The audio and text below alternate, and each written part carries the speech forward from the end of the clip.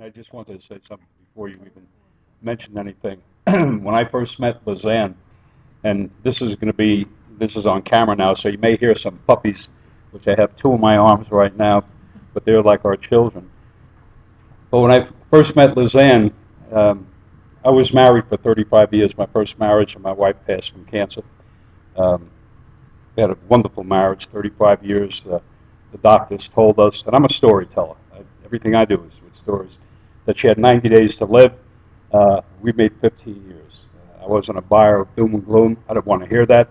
They told me I was in denial, and we went to some of the best places because the network of people that I had, here's a new, not the traditional uh, chemotherapy for cancer, but alternative therapies. So we flew all over the world, and we did. We had an unbelievable time. Those 15 years, I don't think people live 150 lifetimes. What we did. When I met Lizanne, I was very fortunate. I never thought I'd ever date another girl, ever look at another girl, let alone get married. Never. We just celebrated a couple of months ago our 13th anniversary.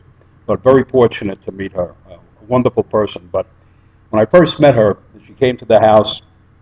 We had at one time 3 houses, just like this, all over. And as you get older, there were a pain in the neck because there's always something going wrong with them. And I'll never forget when she came to the house. And this was in Boca Raton, Florida.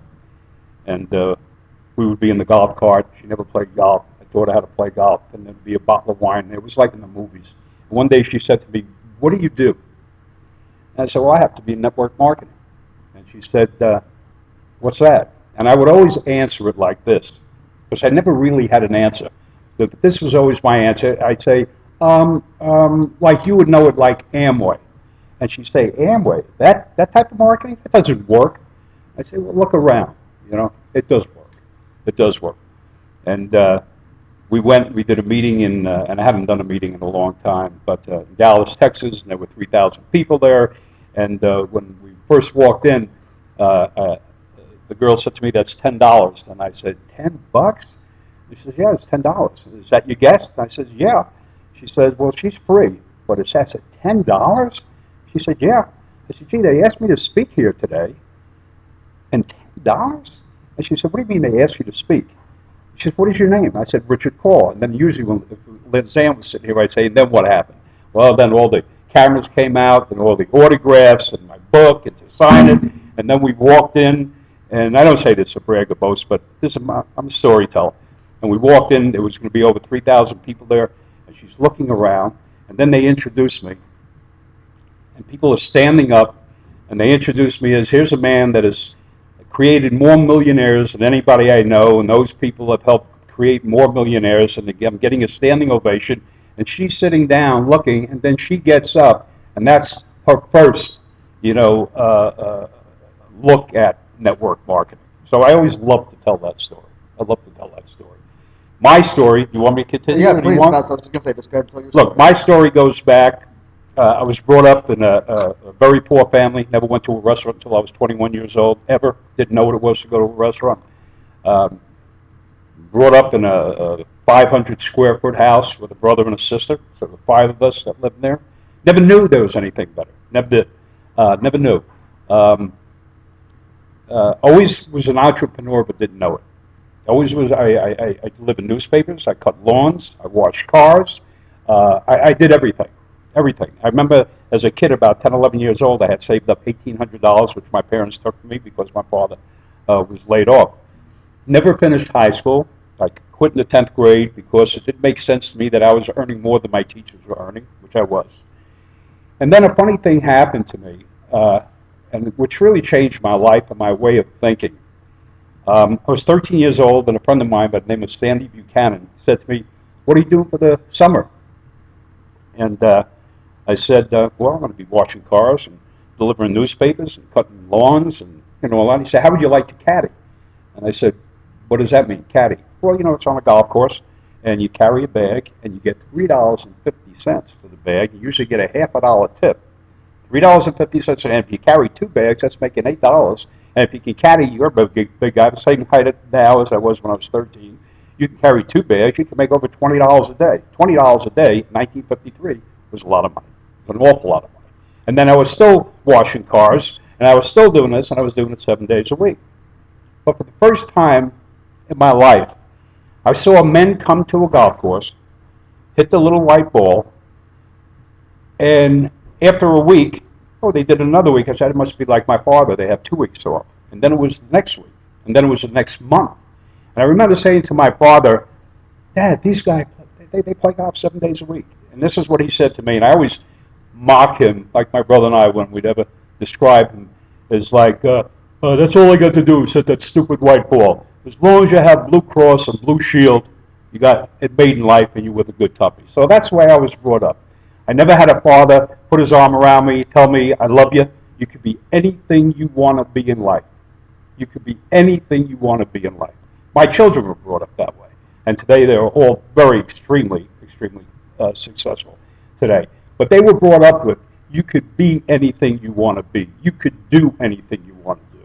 So when I started singing for the first time in my life, or that where I could touch it or be near it, Mercedes, Porsches, a Rolls Royce, Cadillacs. When I would hitch a ride home, I would only hitch a ride from one of those cars.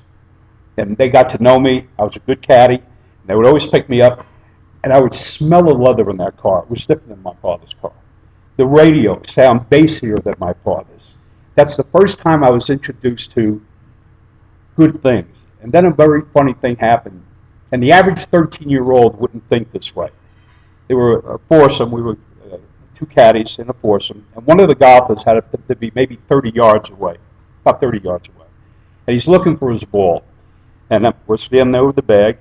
And one of the fellows, the three left, said, how did a moron, how did an idiot like that ever become a multi-millionaire?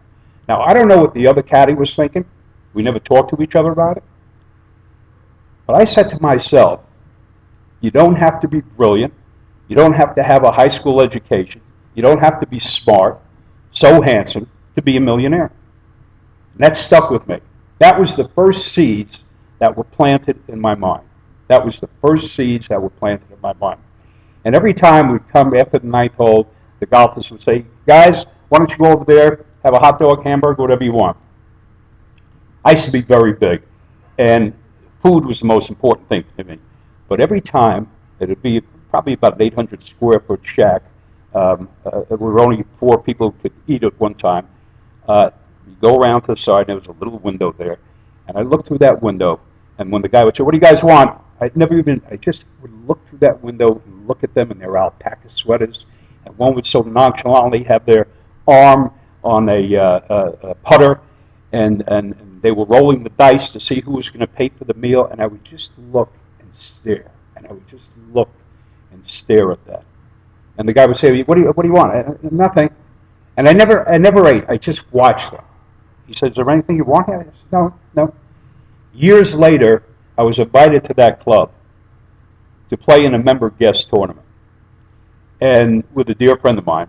And when it came time, the same exact words were spoken. Hey guys, go over there. If you want a hot dog, you want a hamburger, the same caddy shack, whatever they called it, where they ate. It wasn't a caddy shack, but it was a different color. The exact same thing. The table was in a different place, but the exact. And I said to them, I'll be in a little bit later. And I walked around with the caddies, and I looked through that same window. I get goosebumps right now as I'm telling the story. But that's how my life started. When I knew I wanted something more than going to a job and what is called a 40-year plan. And that's most people in life at 25 know what they want to do. And for the next 40 years, they go back and forth and back and forth and back and forth to a job. And that's what they do. And then most people, at the end of 52 weeks, they have a 2-week vacation. And what do? They stay around the house because they can't even afford to go away and take care of the things that if they had the money, they could have that work done and go on vacation. So I learned that at a very, very young age.